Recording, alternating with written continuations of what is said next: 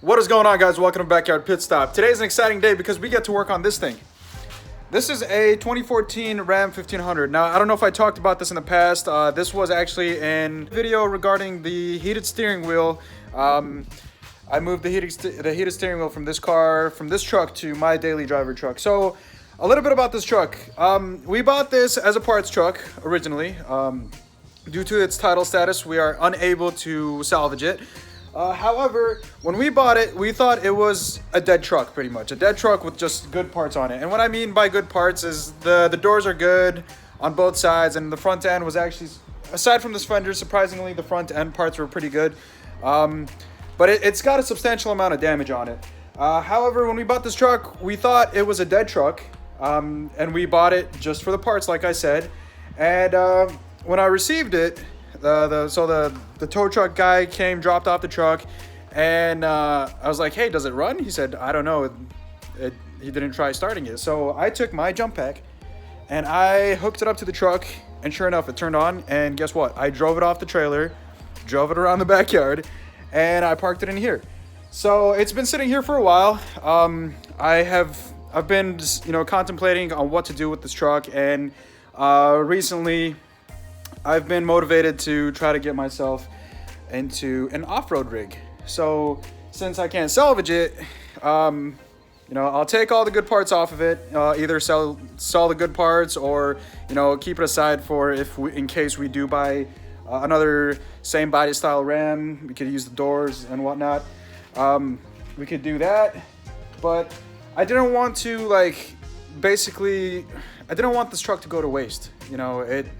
It started up, it runs fine. It's got four-wheel drive, it's got the Hemi in it. So I figured, why not make some kind of off-road rig out of it? We got it cheap enough to where if I make an off-road rig out of it, I actually won't be losing too much. So what we're thinking to do, or what I'm thinking to do, is I'm gonna go ahead and strip this thing. Basically, I'm going to go ahead and strip the body off of it. Fenders, the bed is actually crushed, so we're gonna take the bed off.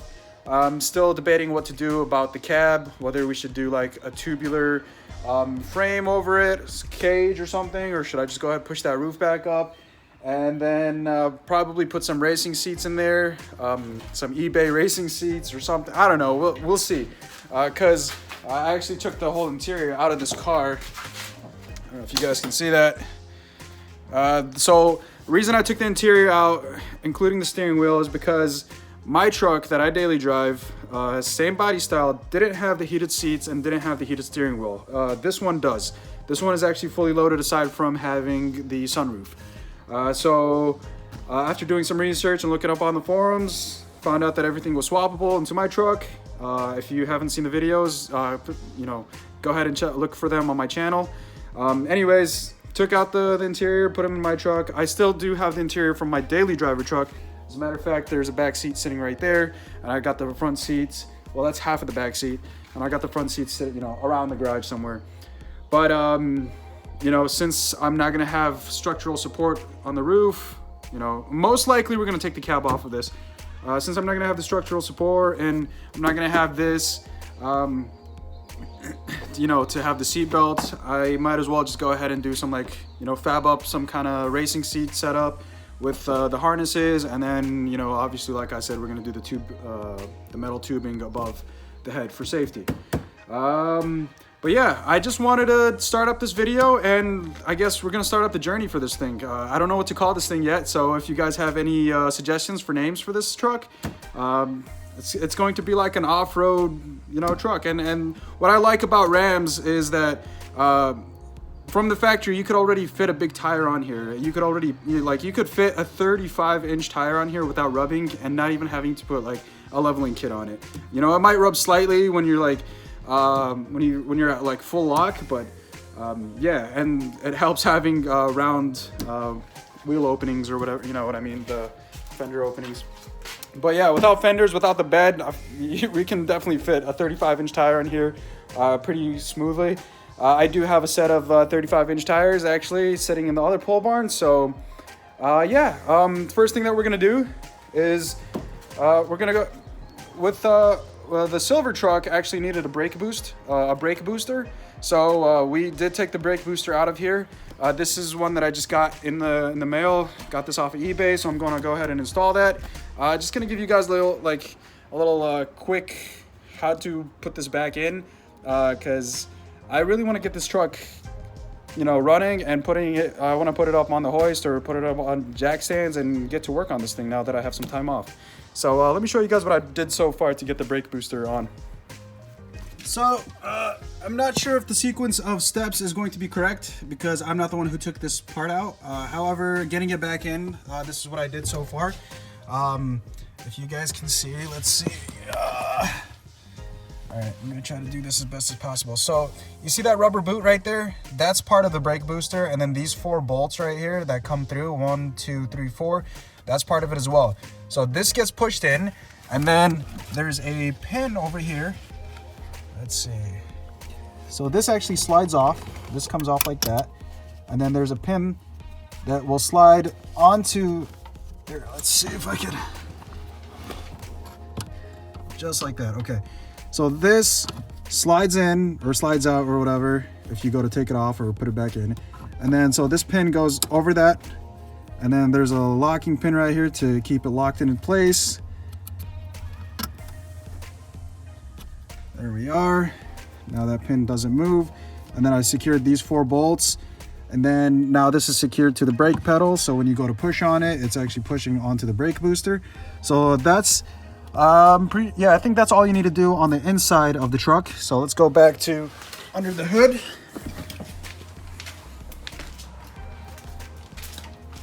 So here we are under the hood. This all came as one piece along with the brake booster. You can see that they went ahead and clean cut the brake lines from here. I actually have the old one sitting right here. Since this is all already one piece, I'm just gonna go ahead and take the brake lines off from there and there and then put them back on here. And then I believe there's a sensor or an electrical switch, yep, right there. So that gets connected right there, I'm assuming.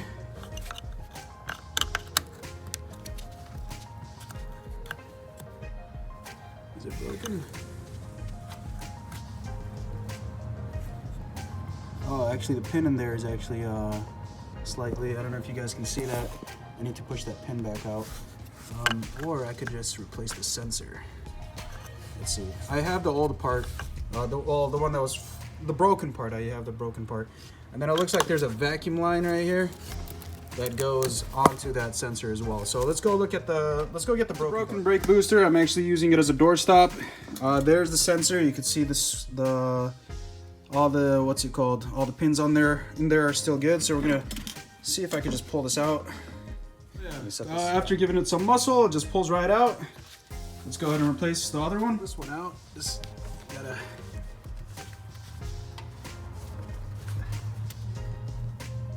gotta persuade it a little bit.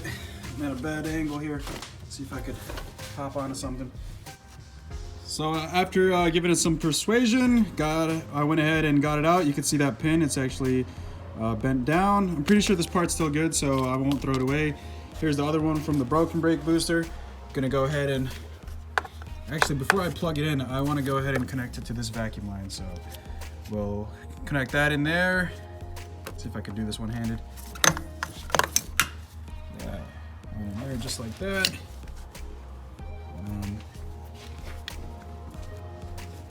Shove it right in. Let's see.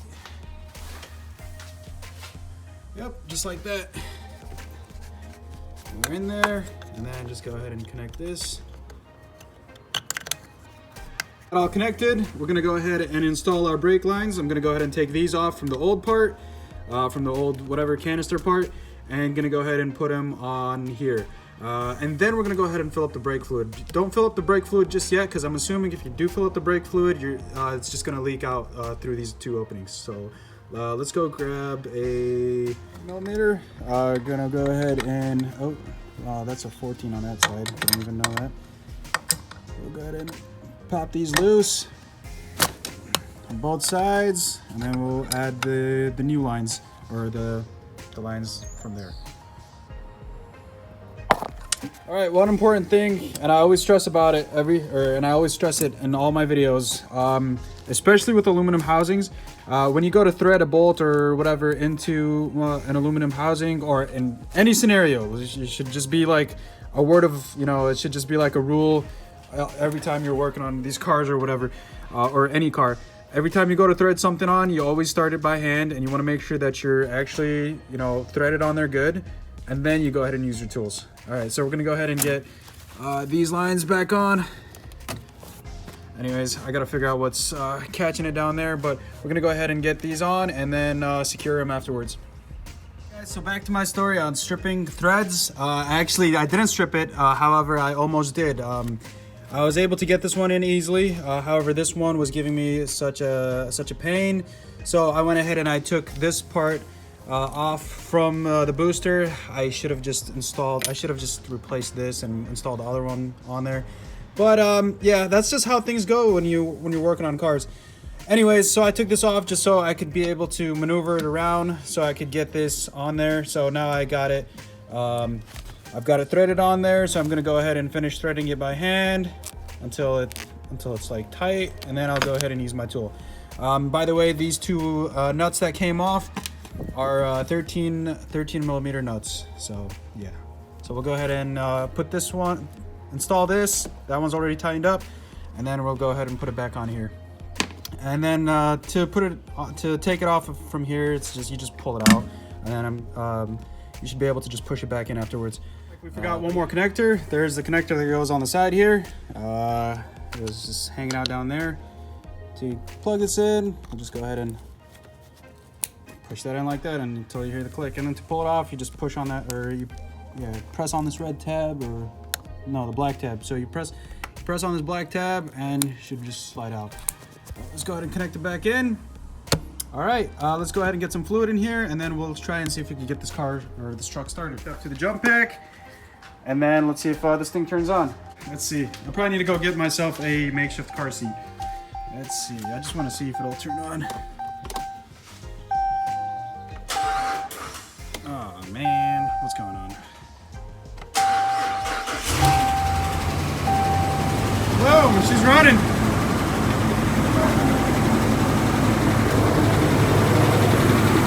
And that ticking sound that you guys heard at the beginning, that seems like it's a common thing with these Hemi trucks, especially if the truck's been sitting for a while. I'm gonna go ahead and turn it off now that I know it's running. But yeah, if these trucks have been sitting for a while, I don't know what it is. I think it's just because all the oil just like drains to the bottom of the block. So it takes a minute for it to get some oil into the top of the motor. Whatever. But yeah, she's running. So let's go ahead and grab a makeshift seat. Let me get this thing out of here. It looks like my parents put a whole bunch of crap in the bed. Need to get that out. This bed's coming off anyways. All right. All right, guys, so here it is. This is going to be our backyard pit stop off-road rig. We're still looking for a name, so if you guys have any suggestions as far as what we should name this thing or call it, please feel free to comment below. You can see my new seat to get me back here. So obviously this bed's gonna come off. Fenders, the hood's gonna come off. I'm gonna get the 35s. I've got some BFG Goodrich 35-inch tires that I have sitting inside the garage from before. As far as looks wise, I don't know what we're gonna do yet. We're gonna wait to get this thing stripped down.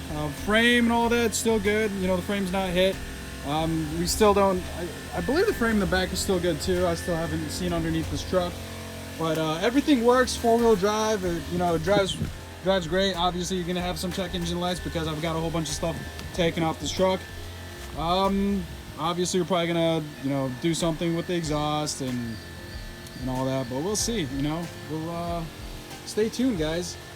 Gotta get this tire filled up real quick just so I can move it around the yard a little bit better. We're gonna get it inside the garage, probably get it up on some jack stands or on the hoist.